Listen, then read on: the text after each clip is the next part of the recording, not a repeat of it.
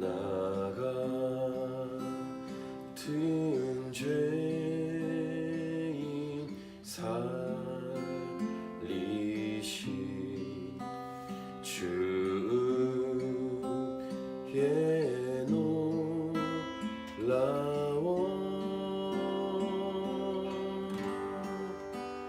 잃었던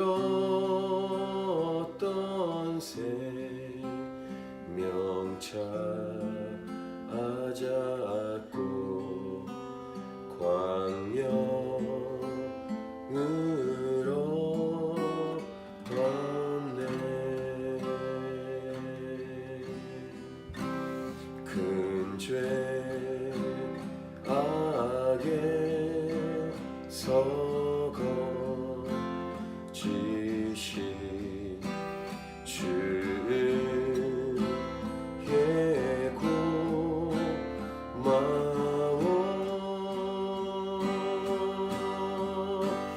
나 처음 믿은 그 시간 귀하고 귀하다.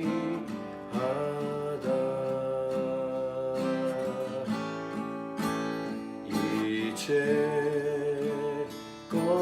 내가 산 것도 주님의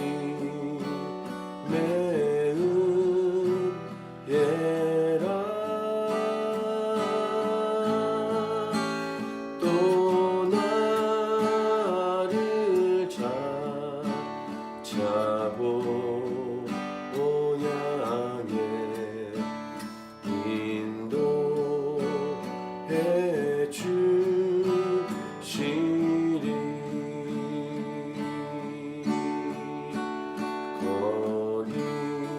거기서 우리 영원히 주님의 은혜로 해처럼 밝게 살면서 주 찬양하리라.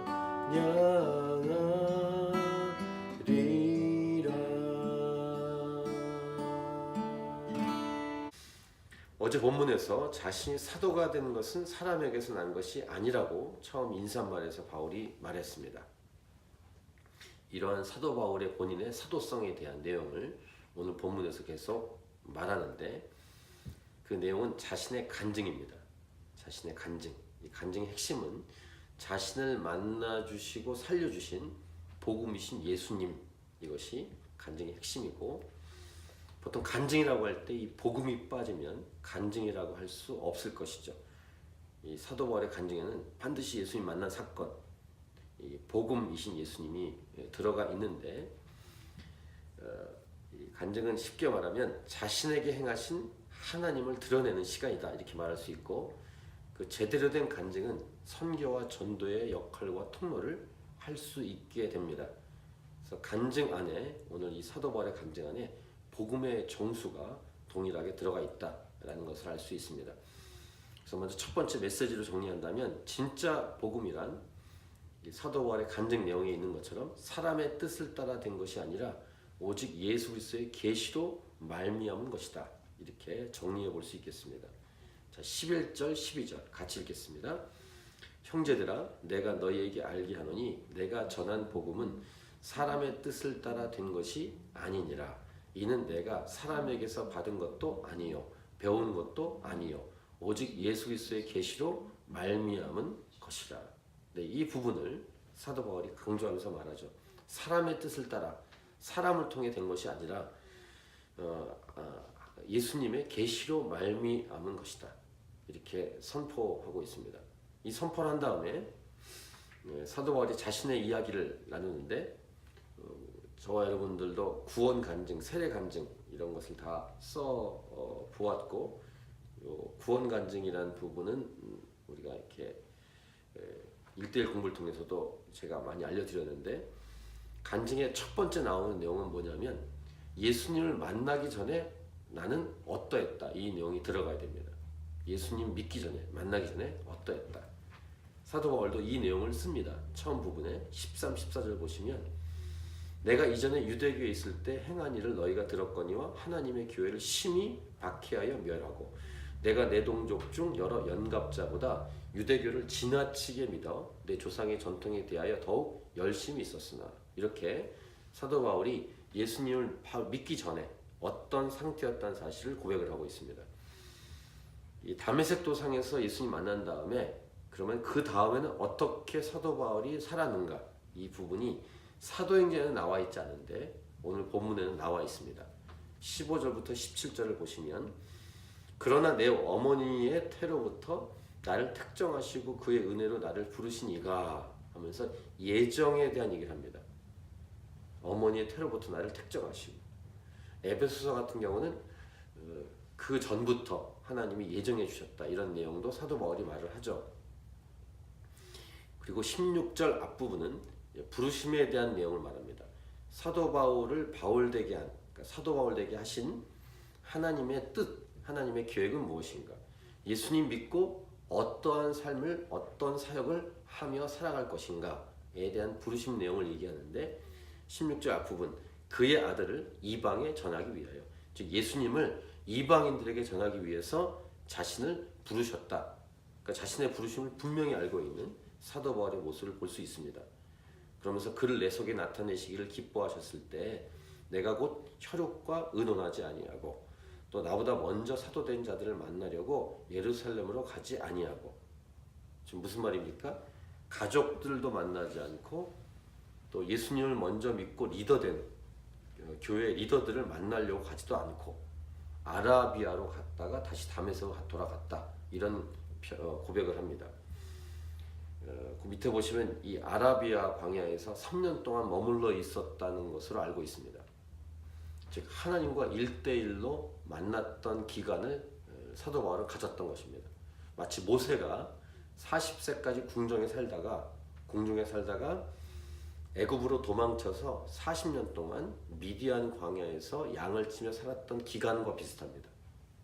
그리고 80세에 부름을 받죠.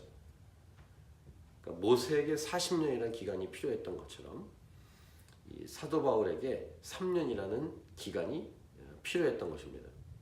그러니까 사역자들 같은 경우에, 목회자들 같은 경우에 이런 기간들이 필요합니다. 가족도 만나지 않고 그 당시 교회에 잘 알려진 리더들을 만나려고 가지도 않고 홀로 광야에서 광야 같은 삶을 바울이 보냈다라는 것입니다. 그렇게 한 다음에 18절부터 20절 보시면 3년 만에 내가 게바를 만나려고, 게바를 방문하려고, 게바는 베드로입니다. 예루살렘으로 올라가서 그와 함께 15일을 머무는 동안 주의 형제 야고보 외에 다른 사도들을 보지 못하였다. 그러면서 이 말은 진짜다라고 20절, 보라 내가 너에게 쓰는 것은 하나님 앞에서 거짓말이 아니로다, 이렇게 고백을 합니다. 그러니까 교회 탑 리더 중에서 딱 2명, 베드로하고 야고보만 만났다, 이 이야기를 언급하는 이유는 사도들이 함께 세운 바울이 아니다, 이런 말입니다. 보통 이제 목사 안수 받을 때 교육받고 예배 모임에서 그 교단의 리더들이 와서 안수해 주죠. 그렇게 해서 목사가 되는 그런 과정들을 요즘은 갖지만 그 당시 그런 시스템이 없었을 뿐더러 이 사도 바울이 하나님 앞에 세워질 땐 하나님께서 직접 바울을 사도로 세웠다는 것을 말하기 위해서 지금 사도 바울은 이 내용을 언급하고 있는 것입니다. 그러니까 처음에 말한 것처럼 사람으로부터 난 게 아니다. 그러니까 복음도 사람으로부터 난 게 아니라 예수님으로부터 나온 계시다라는 것과 본인의 사도성도 하나님으로부터 세워진 것이다. 하나님께로부터 나온 것이다. 그래서 어제 본문 앞부분에서 1절에서 자신의 소개하면서 얘기했죠. 그래서 이런 내용이 진짜 이야기다, 지어낸 얘기 아니다, 이렇게 고백을 한 후에 사도 바울의 사역에 대한 내용을 잠깐 소개합니다. 21절부터 24절인데요. 그 후에 내가 수리아와 길리기아 지방에 이르렀으나 그리스도 안에 있는 유대 교회들이 나를 얼굴로는 알지 못하고. 무슨 말이냐면 유명하지 않은 사도 바울, 무명한 사람, 알려지지 않은 사람. 알려진 게 있다면 그 전에, 예수 믿기 전에 교회를 핍박했다라는 거 한 가지만 알려져 있을 뿐입니다. 그리고 이 사도 바울이 선포하는 것은 이것입니다. 23절, 그 다음에 24절인데요. 우리 23, 24절 같이 읽겠습니다. 다만 우리를 박해하던 자가 전에 멸하려던 그 믿음을 지금 전한다함을 듣고 나로 말미암아 하나님께 영광을 돌리니라. 사도 바울이 선포한 내용은 그가 예수님 믿기 전에 핍박했던 그 예수님을 만나기 전에 핍박했던 그 예수님을 이제 예수님을 만난 다음에 그 예수님을 전하고 있다. 아주 되게 심플한, 예수 믿기 전에는 예수님 핍박했고 예수 믿은 다음에는 예수님을 전한다. 이것을 유대 교회들이 인정하는 것이죠. 유대 교회들의 고백을 통해서 사도 바울이 유명해지는 게 아니라 사도 바울의 입술을 통해서 예수님이 유명해지는, 예수님이 알려지는 이런 고백을 사도 바울이 지금 간증으로 말하고 있는 것입니다. 그러니 하나님께 온전히 영광을 돌릴 수 있었겠죠. 보통은 사역자라도 사역자가 인기가 많거나 유명하면 복음이 가려질 때가 있습니다. 그 사람이 유명하기 때문에 복음이 증거되는 경우도 있지만 유명하기 때문에 복음이 가려질 수도 있는데, 사도 바울의 이 초창기의 사역을 보면은 사도 바울은 그렇게 유명한 사람이 아니었고 다만 예수 믿기 전에 핍박하던, 복음을 핍박하고 교회를 핍박했던 사람이었다는 것 그 한 가지. 그런데 그가 와서 예수 믿은 이후에 복음을 증거하고 있기 때문에 자신으로 말미암아 하나님께 그들이 영광을 돌렸다. 이렇게 고백을 하고 있습니다. 두 번째로 정리할 메시지는 진짜 예수님을 만나고 하나님의 부르심을 받아서 그 말씀, 부르심 따라 순종하면 진정한 복음이 증거된다. 그리고 그 복음을 들은 사람들이 하나님께 영광을 돌리게 된다. 이렇게 두 번째로 정리해 볼 수 있을 것입니다. 오늘 내용은 이런 간단한 내용인데, 그래서 이러한 사도 바울의 모습이 나의 모습이 될 수 있도록, 우리 자녀들의 모습이 될 수 있도록 기도해야 될 것이고, 하나님이 차신 교회가 이 땅에 존재하는 이유가 무엇인지를 사도 바울의 고백을 통해서 다시 확인하고 점검할 수 있는 시간이, 기도 시간이 될 수 있길 바랍니다. 기도하면서 사도 바울 같은 삶을 살아가는 우리 모두가 되도록 기도하고, 개인이든 공동체든 진짜 복음이신 예수님 만나고 전하는 교회가, 전하는 우리가 되게 하여 주옵소서. 이런 기도가 우리의 기도가 될 수 있기를 바랍니다.